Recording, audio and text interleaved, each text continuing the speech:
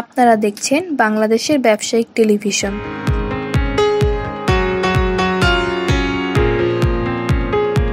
স্বাগত BDTV business idea. কিভাবে শুরু করবেন কোনো ব্যবসা? প্রিয় দর্শক, কত টাকা পুঁজি নিয়ে শুরু করা যায় আর কি যোগ্যতা থাকতে হবে এই ব্যবসা করতে হলে, এইসব তথ্য সহ ব্যবসার নানা দিক জানাবো একজন সফল ব্যবসায়ীর কাছ থেকে। দর্শক মণ্ডলী, আমাদের নিয়মিত আয়োজন বিজনেস আইডিয়া থেকে আজকে চলে আসলাম ফরচুন মার্কেটের লেভেল 4-এ ফিলাপ ব্র্যান্ডে। আমরা আজকে কথা বলবো ফিলাপ ব্র্যান্ডের ওনার সাইদ সাহেবের সাথে। চলুন আমরা জেনে নিই ওনার এই ব্যবসা কিভাবে শুরু করলেন। আসসালামু আলাইকুম, বিডিটিভি বিজনেসে আপনাকে স্বাগত। ওয়ালাইকুম সালাম। ভাইয়া, আপনি কিভাবে এই ব্যবসাতে আসলেন? আমার ড্রিম ছিল এটা আমার ছোটোবেলা থেকে, যে আমি বিজনেস করব। তারপরে ট্রাই করছি, হয়ে গেছে ইনশাল্লাহ। কিভাবে আপনার এই চেষ্টা শুরু করলেন? মানে কোথা থেকে এত ধরনের ব্যবসা ছিল, আপনি কেন এই জগৎটাকে চুজ করলেন? ফার্স্ট টাইম আমার এক বড় ভাই ছিল, উনি এক শোরুমে জব করতো, ওর কাছ থেকে কিছু ধারণা নিয়েছি, পরে নিজে নিজেই ট্রাই করছি। কবে থেকে আপনার এই ধারণা এবং ট্রাই করা শুরু হলো? আমার 2017 ডিসেম্বর মাসে প্রথম আমি স্টার্ট করি।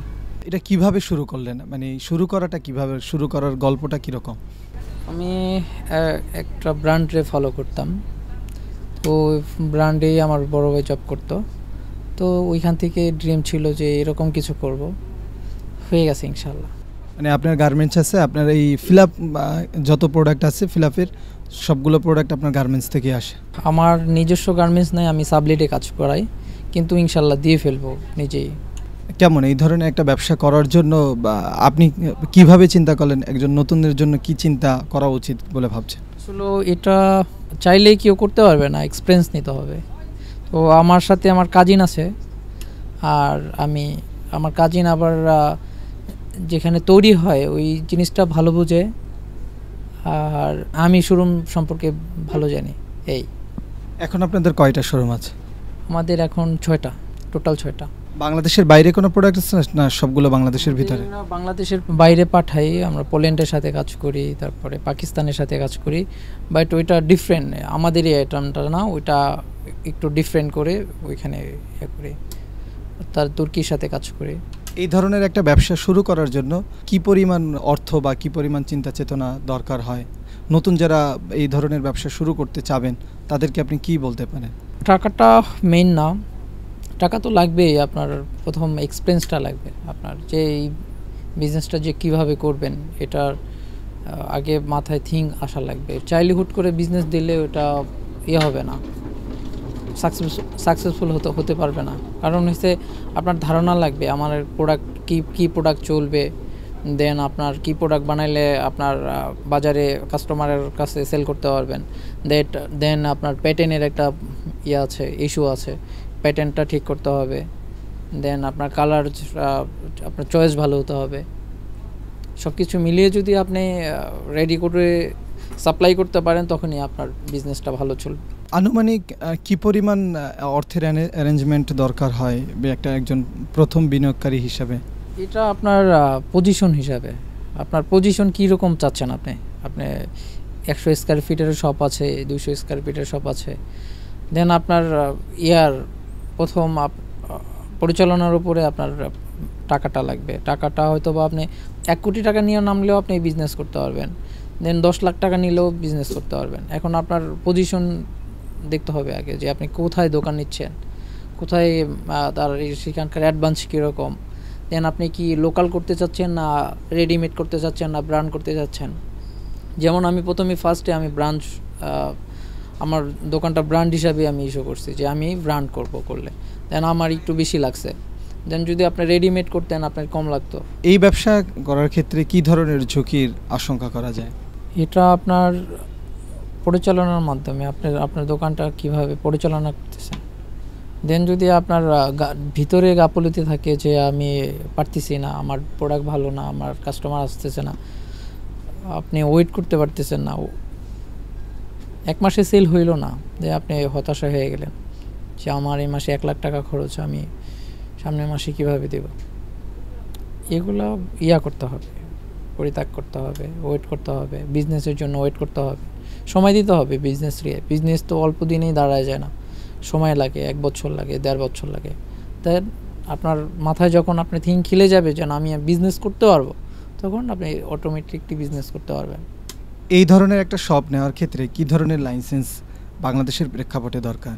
বিজনেস শুরু করার আগে আপনার ট্রেড লাইসেন্স করতে হবে, আর যে আপনার শপ কী দিচ্ছেন, আপনার শপের নাম কি, দেন এটার নামে গভর্নমেন্টের আছে, ফি আছে, এটা দিয়ে ট্রেড লাইসেন্স করতে হবে।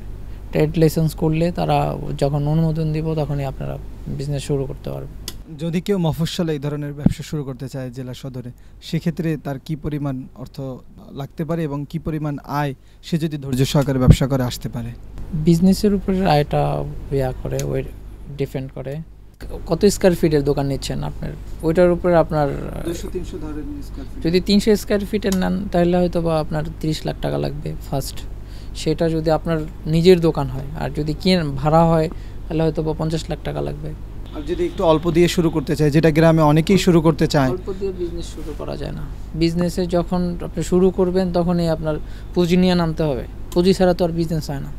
ভাইয়া, শিক্ষিত বেকারদের যারা আছে, আপনারা তো জানেনই যে এখন বর্তমানে বেকারের হার অনেক বেশি, তো অনেকেই এই ধরনের উদ্যোগ গ্রহণ করতে চায়, তো আপনি কি মনে করেন? শিক্ষিত মানুষের জন্যই বিজনেসটা, অশিক্ষিত মানুষের জন্য বিজনেস না। যারা শিক্ষিত তারাই বুঝে বিজনেস করতে কী মজা। আর যদি একটা অশিক্ষিত ছেলেরে বিজনেস করান, সে বিজনেস করতে পারবে না। কারণ হচ্ছে আপনার বিজনেসের যে পরিচালনা করবে সে যদি শিক্ষিত না হয় তাহলে সে কীভাবে বিজনেস পরিচালনা করবে? আসলে এটা শুরু করলেই হয়ে যায় আপনার। আগে তো সে বিজনেসটা সম্পর্কে না জানলে তো বিজনেসের জন্য আগ্রহ হবে না।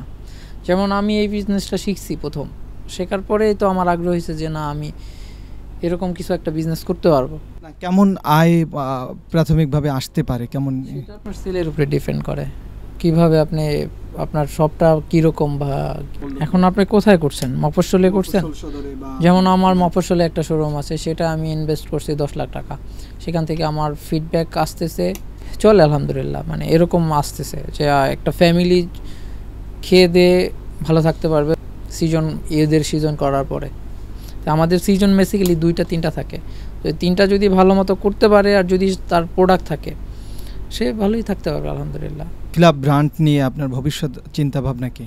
ফিলাপ নিয়ে আমার ভবিষ্যৎ পরিকল্পনা অনেক বেশি, যে আমার জেলায় জেলায় দোকান থাকবে, একটা করে শোরুম থাকবে, ইনশাল্লাহ হইতেও পারে, চেষ্টা করতেছি। এবার করোনার জন্য অনেক পিছিয়ে গেলাম, দেখি সামনে কী হয়।